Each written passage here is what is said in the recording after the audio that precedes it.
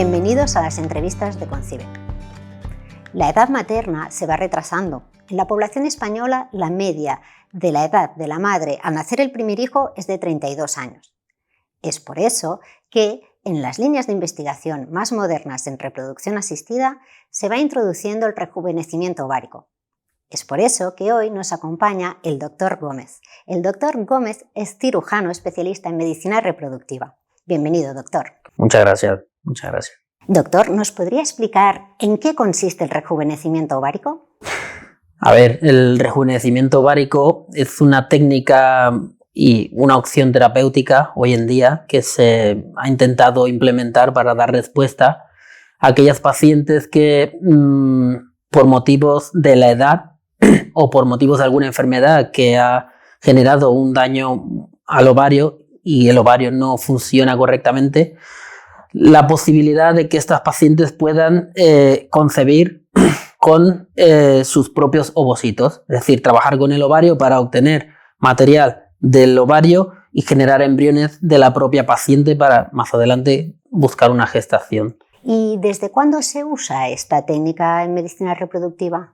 Pues, a ver, el año en concreto no lo sé, pero aproximadamente los primeros trabajos que se hicieron se llevaron a cabo en Japón y tiene más de 5 años la técnica. Se empezó a utilizar allí inicialmente para tratar pacientes con menopausia precoz. Menopausia precoz es una paciente que antes de los 40 años de edad se queda sin menstruaciones. Entonces se intentó en este perfil de pacientes tratar de concebir o buscar gestación trabajando con sus propios ovarios. Entonces, los estudios iniciales ya he comentado que han sido en Japón y se ha evolucionado mucho en la técnica y hoy en día se emplea para otro perfil de pacientes, como por ejemplo una de las grandes interrogantes en fertilidad, que son pacientes bajas respondedoras también. Y también para pacientes con mala calidad ovocitaria. Ya no es solo se podría usar para pacientes menopáusicas precoces, sino para este otro perfil de pacientes. ¿Y la base de este nuevo tratamiento, qué funcionamiento tiene en el sentido clínico? ¿Cómo se lleva a cabo este tratamiento de rejuvenecimiento ovárico? No sé si alguno habrá escuchado sobre qué pasa con el hígado, por ejemplo, cuando tú lesionas el hígado o haces una cirugía hepática, pues el tejido hepático se regenera por sí mismo porque activa unas vías de señalización interna, el propio órgano, y esto hace que el tejido se repare sobre sí mismo.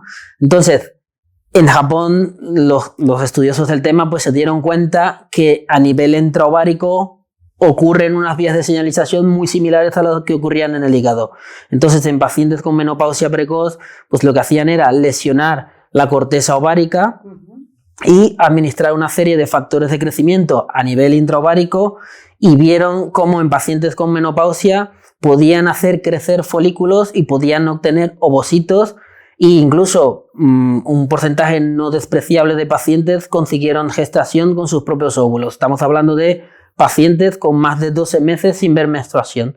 Entonces, pues el fundamento es eso, es hacer una especie de lesión a nivel de la corteza ovárica y incrementar la densidad de factores de crecimiento a nivel intraovárico para, de algún modo, forzar el crecimiento de los folículos.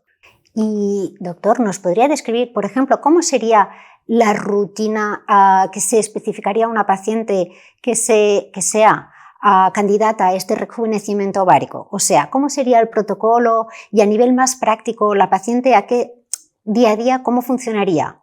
Nosotros habitualmente no ofrecemos de entrada esta alternativa.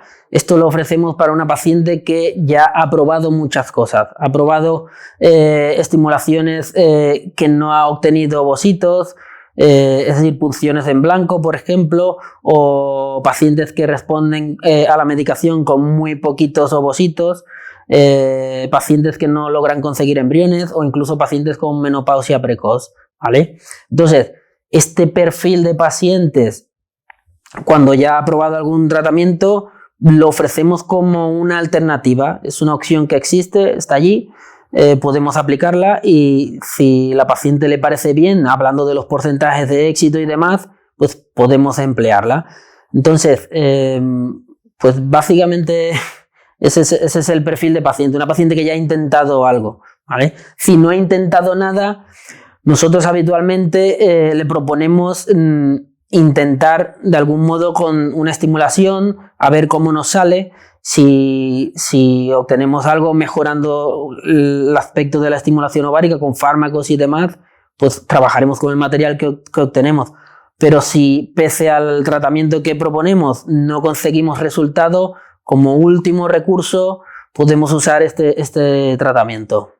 Claro, no todas las mujeres son candidatas ni en todos los momentos. Primero hace falta ver realmente que los procesos ya estipulados, más normalizados, realmente han fracasado en esa paciente. Entonces entiendo que se propone este tipo de tratamiento de rejuvenecimiento ovárico. En este caso, este tipo de intervención es doloroso, es molesto. ¿Cuál es el funcionamiento médico? ¿Es doloroso?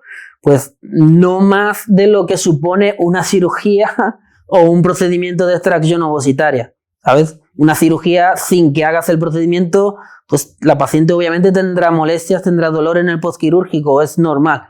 Pues no sería algo añadido a esto. Y desde luego, los dos procedimientos, la forma de hacerlo es bajo anestesia, desde luego. Entonces, la paciente en el postquirúrgico, de una u otra forma, tendrá una molestia como de regla, quizá. Muy interesante. También nos ha comentado en la entrevista que el tiempo de duración del efecto de este tratamiento es limitado. ¿Qué limitación temporal tendríamos? Para finalizar, doctor, ¿qué consejos le daría a una mujer que finalmente va a optar a esta técnica de rejuvenecimiento ovárico? Lo primero que le diría o comentaría es que debe ser realista con las expectativas de resultados. Habitualmente los resultados suelen girar en torno a un 30-35% de los casos, es decir, que obtenemos respuesta al tratamiento en este porcentaje de pacientes. No podemos esperar un porcentaje del 90 o del 100% porque a día de hoy no estamos en esos números. Estamos trabajando en ello, pero la ciencia va como va y todo requiere su proceso y sus vías de aprendizaje. Entonces, eso es lo primero que yo le diría a una paciente, que es una opción buena, pero falta por depurar muchas cosas en ella. Lo siguiente que le comentaría, pues, es que debería agotar todas las opciones terapéuticas antes de pasarse a esta opción y debería considerarlo como un recurso de último momento. Habitualmente la paciente ya debe haber pasado un proceso de tratamientos para descubrir si realmente la paciente cumple un perfil para entrar con esta opción de tratamiento. Entonces, eso sería básicamente mis consejos sobre esta opción terapéutica. Y por último, pues mi planteamiento es que la paciente sepa que habitualmente donde se consigue mejor respuesta a este tipo de opción suele ser en pacientes más jóvenes, con menopausia precoz, por ejemplo, o pacientes que tienen baja calidad ovocitaria pero con edades pues, menores de 40 años. También obtenemos respuesta en pacientes mayores de 40 años, pero ya quizá no es tan alta como en este otro perfil de pacientes. Desde luego, todas las líneas de investigación que nos ha comentado y estas recomendaciones son muy valiosas. Le agradecemos mucho su colaboración en las entrevistas de Concibe, doctor. Un placer. Muchas gracias.